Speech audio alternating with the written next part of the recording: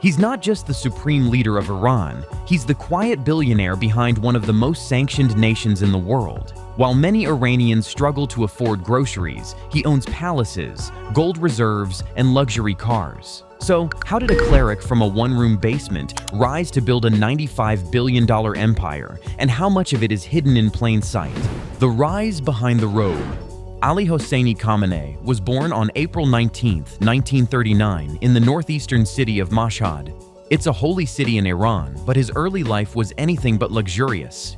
His family was religious. His father, Sayyid Javad Khamenei, a respected cleric, but they lived in tight quarters, just 65 square meters, often eating simple meals of bread and raisins. There was no sign of palaces back then, just a small, dark basement and a whole lot of hardship.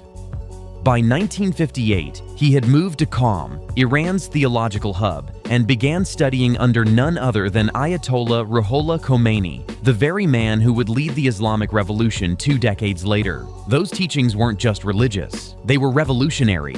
Khamenei became deeply involved in anti-Shah movements, protesting against the monarchy of Mohammad Reza Pahlavi. The result? He was arrested 6 times and exiled for 3 years. But those sacrifices set the foundation for something much bigger.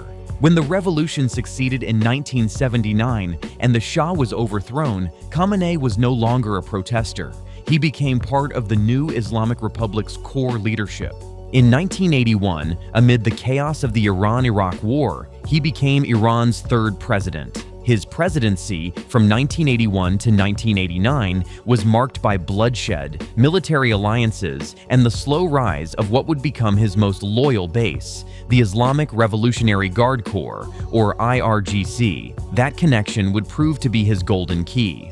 And then, the turning point. When Khomeini died in 1989, Iran needed a new supreme leader. Khamenei wasn't even the highest-ranking cleric at the time, but thanks to behind-the-scenes support and his ties to the power structure, he was chosen, and from that moment on, everything changed. The hidden empire. When we talk about Ali Khamenei today, we're not just talking about a religious figure. This man holds more power than any Iranian president ever has. He commands Iran's military. He oversees the judiciary. He controls state media. Every major decision, foreign policy, war declarations, economic shifts ultimately passes through him.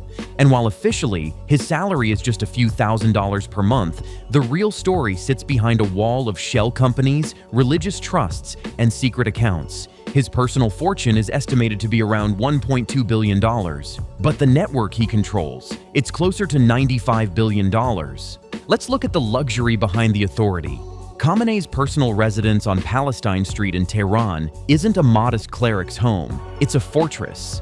A sprawling estate with grand gardens, security checkpoints, a library, and a high-end garage packed with luxury vehicles. He reportedly owns a BMW 7 Series, a Mercedes-Benz SL, a Porsche Cayenne, and even a Mitsubishi Pajero, altogether worth nearly $1 million. Yet, while he travels in bulletproof vehicles, many Iranians can't afford gas. While he rests behind golden gates, youth unemployment, inflation, and sanctions are choking the economy. That contrast between his wealth and the people's struggles is what fuels a lot of the anger inside Iran today.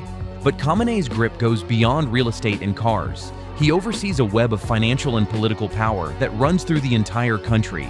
Over 2,000 hand-picked representatives are placed across Iran's government, often wielding more power than elected officials. Presidents come and go every 4 years. Khamenei stays for 36 years now and counting. And then there's the family business, the $5 billion family empire. Behind the walls of Khamenei's billion-dollar empire lies a family running operations that resemble something between royalty and a corporate cartel.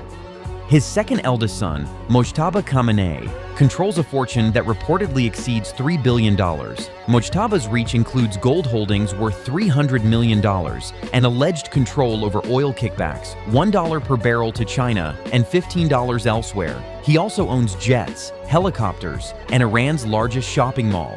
Then there's Mashhad Khamenei, the third son. While he officially manages his father's digital platforms, he controls $400 million stashed in France and the UK, and $100 million more in Tehran. His trade ties with foreign car brands like Renault have given him monopoly-like control in certain sectors. The youngest son, Mashhad Khamenei, is said to be worth over $200 million through domestic market manipulation. Meanwhile, the daughters Boshra and Hoda are also reportedly involved in elite business and social ventures, each said to have a net worth of $100 million. Even Hassan Khamenei, the supreme leader's uncle, reportedly pockets 7% of Sony's $600 million in annual sales in Iran. This is not just wealth, it's dynastic control and elite class built around one man's authority, the invisible fortress. But even the most powerful men face fear.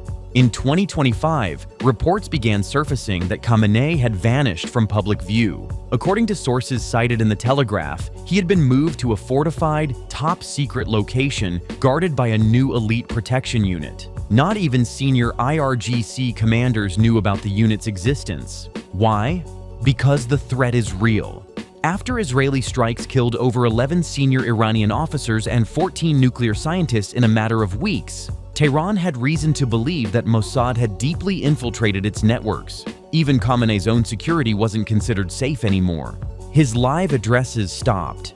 Broadcasts began coming from a studio likely located near the IRGC media hub in central Tehran, draped in brown curtains, far from his official residence.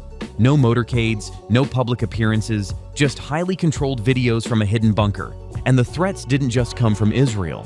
Former US President Donald Trump, now back in power, as of 2025, openly acknowledged that he once vetoed an Israeli plan to assassinate Khamenei. But recently, he called Khamenei an easy target. He even posted about back-channel offers Iran made for negotiations, exposing secret diplomacy and humiliating Khamenei on the world stage. Trump's message was clear. We know where you are, and perhaps more dangerously, we're watching every move. Desperation behind the curtain. For a man who once said, "I will sacrifice my dignity for Islam and the revolution," Khamenei now finds himself playing a very different game. His regime is fractured, his image is under attack, and inside Iran, millions are disillusioned. Protests in 2009, 2018, and again after the death of Mahsa Amini in 2022 have rocked the streets. From election fraud to morality police violence, the regime's grip is slipping. But instead of responding with reform, Khamenei has doubled down on silence, surveillance, and secret deals. In mid-2025, he instructed his envoys to explore backdoor negotiations through European mediators, France, Germany, and Britain, with hopes that Russia or China might push for diplomacy, giving him political cover. But Trump exposed those efforts too. He made it public that Iran even offered to visit the White House. Tehran denied it, but the embarrassment was done. This isn't just political pressure, it's psychological warfare.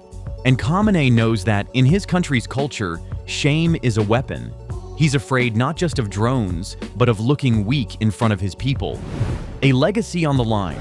After 36 years as supreme leader, Ali Khamenei has become the longest-serving head of state in the Middle East. Only Shah Mohammad Reza Pahlavi ruled Iran longer.